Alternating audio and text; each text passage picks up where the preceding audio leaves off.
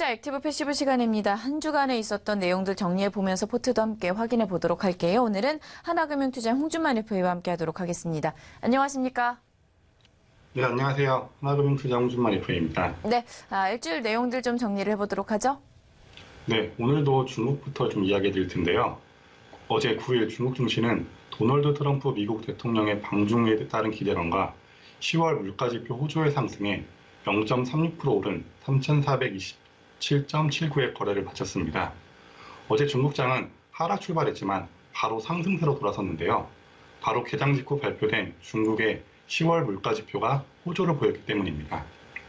중국 국가통계국은 중국의 10월 CPI가 지난해 같은 기간에 비해 1.9% 상승했다고 전했는데 이는 전월주인 1.6%와 시장 예상치 1.8%를 모두 웃도는 수치입니다. 그리고 10월 생산자 물가지수, 즉 PPI도 전년 대비 6.9% 올라서 월스트리트 저널의 예상치 6.6%를 넘어섰습니다. 여기다가 트럼프 미국 대통령과 시진핑 중국 국가주석의 정상회담에 따른 기대감에 중국 증시는 상승폭을 확대한 것으로 보입니다. 어제 중국 증시 섹터별로 살펴보면 통신, 정보, 기술, 소비재, 에너지 등 섹터가 상승세를 보인 반면에 미디어, 은행 등 섹터는 비교적 큰 폭의 하락세를 나타냈습니다.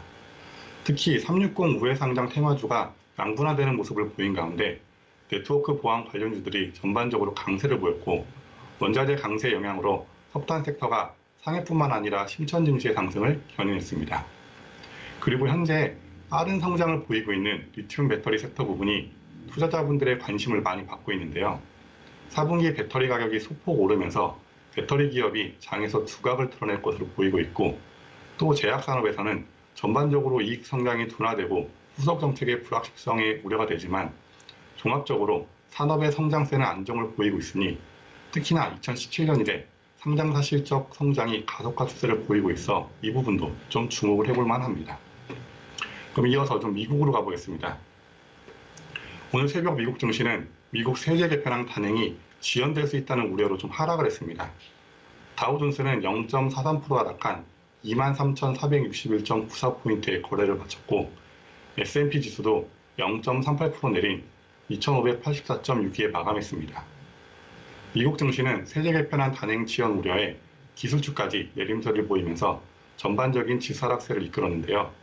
주요 외신들은 상원 공화당이 법인세율 인하 법안 시행을 1년 미룰 것이라 보도했습니다. 이외에도 일부 법안의 세부 내용이 하원 공화당의 세제안과 다른 부분이 있어서 세제 개편안을 둘러싼 불확실성이 더욱더 좀 커졌습니다. 이 부분에 있어 월가 전문가들은 앞으로 좀 증시에 악재가 될 수 있다고 평가했는데요. 투자자분들은 세제 개편을 단기 주가 상승에 있어 중요하게 보고 있다. 만약 세제 개편이 한번 연기되면 곧 다른 변화들이 생길 수 있다는 것을 의미한다고 말했습니다.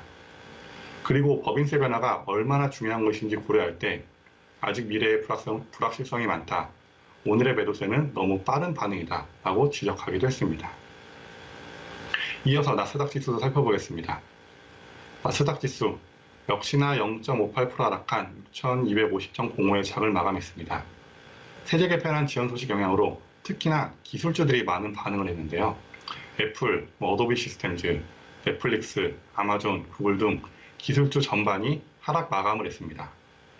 이 법인세 인하에 대해서 골드만삭스는 2018년 법인세를 20%로 인하하면 S&P 500의 ROE가 50에서 100bp 상승할 것이라고 주장을 했습니다.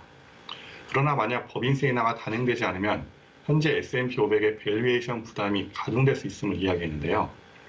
실제 상원의 법인세율 인하 시기가 지연 또는 점진적 인하 가능성이 제기된 이후에 리스크에 민감한 반응을 보이는 하이힐드 채권 가격이 하락폭을 확대하는 모습을 보였습니다.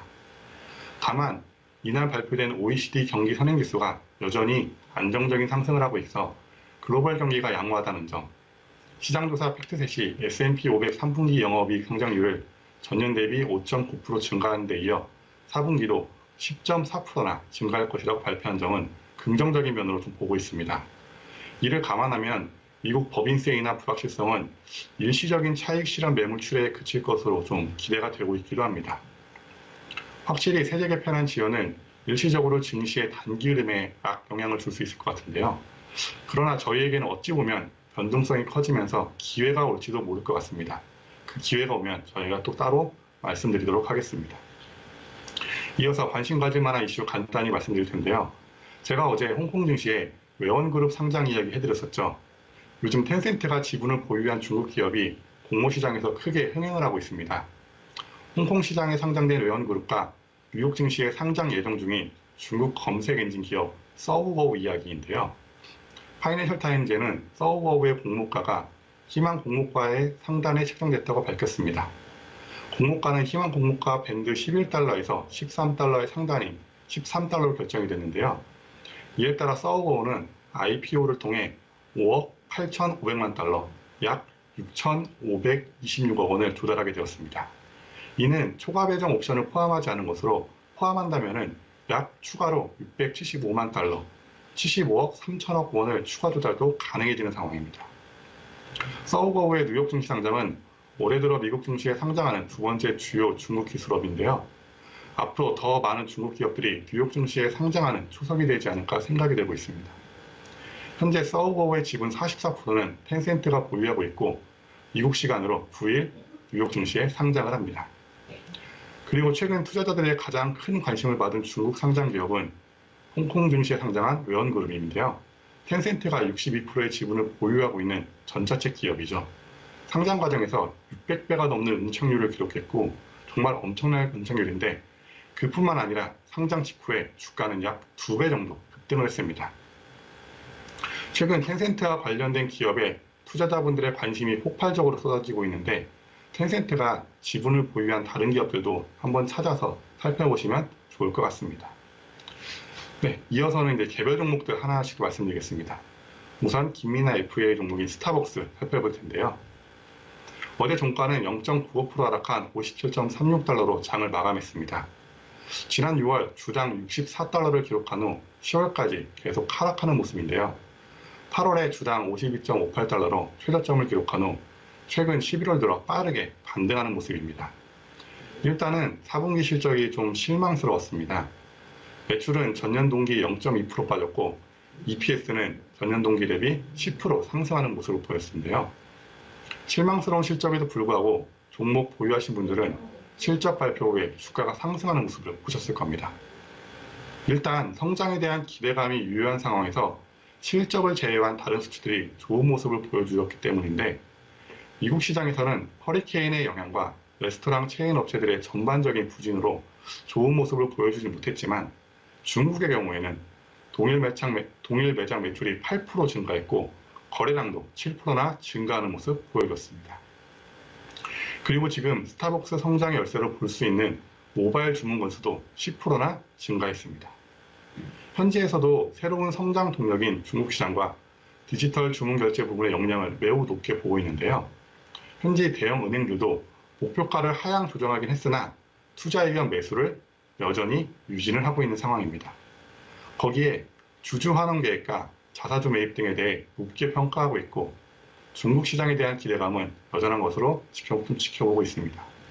이 스타벅스 종목 보유하신 분들은 배당 일정 살펴보시면서 홀딩하시면 되겠는데요. 이번 배당 기산일은 11월 14일이고 지급 예정일은 11월 1일이 되겠습니다. 이어서 패시브 투자 종목이죠. LIT 살펴보겠습니다. 0.93% 하락한 40.31달러로 장을 마감했죠. 연초부터 꾸준하게 좋은 흐름 보여주고 있는 종목인데요. 보시면 11월 들어 21선이로 다시 힘을 받으며 3거래 연속으로 상승해 주었습니다. 지금 아마 전기차나 2차 전지에 관련해서 개별 종목 투자하시는 분들 고민이 정말 많으실 텐데요. 현재 배터리 전쟁이 격해지고 있기 때문인데 세계 각국이 전기차 개발에 열을 올리고 있지만 아직 대중화가 힘든 이유는 역시 배터리 때문입니다. 배터리의 경제성이 기존의 내연기관을 앞서지 못하기 때문인데요. 경제성을 위해 지금 업체들이 가장 많이 쓰고 있는 전략은 대량 생산을 통해 생산 단가를 낮추는 방법, 또 그리고 배터리를 고급화시키는 전략, 이렇게 두 가지로 볼 수 있습니다. 첫 번째 사례가 많이 쓰이는데 테슬라와 파나소닉이 이번에 미국에 건설 중인 기가팩토리가 그 대표적인 사례라고 볼 수 있습니다. 공장이 완공되는 2018년부터 테슬라는 자사 모델에 들어가는 전기 배터리 가격을 30%나 절감할 수 있습니다. 반면에 고급화 전략을 쓰는 우리나라 기업인 삼성 SDI와 LG화학 같은 회사가 있는데요. 지난 6월 중국 시장에서 배터리 인증 기준에 통과하지 못해서 좀 아직까지는 좋은 소식이 없는 상황이지만 거기다 또 BYD 같은 업체를 대놓고 밀어주는 중국이라 시장 개척이 조금은 어두워 보이고 있습니다. 이에 삼성과 LG는 예전에 백색과전에서 그랬듯이 고급화 전략 취하고 있는데요. 이 배터리 전쟁이 장기적으로 진행 중이기 때문에 투자자 입장에서는 개별 종목을 픽하기 어려우실 겁니다. 이런 부분에서 LIT는 매우 합리적인 대안이라고 말씀드릴 수 있겠습니다. LIT는 현재 좀 상승해서 $40 넘어가고 있는데요. 지금부터 조금씩 추가 매수하시는 것도 괜찮고요. 보유하신 분들은 계속 홀딩하면서 가져가시면 되겠습니다. 네, 오늘 이상으로 한 주간의 해외 증시 리뷰 그리고 다 말씀드렸고요. 다음 주에 또 찾아뵙도록 하겠습니다. 네, 이렇게 해서 한 주간의 해외 증시 함께 둘러봤고요. 종목들도 다시 한번 점검해봤습니다. 해외 투자 액티브 패시브 시간이었고요. 하나금융투자 홍준만 FA와 함께했습니다. 오늘 말씀 고맙습니다. 네, 감사합니다.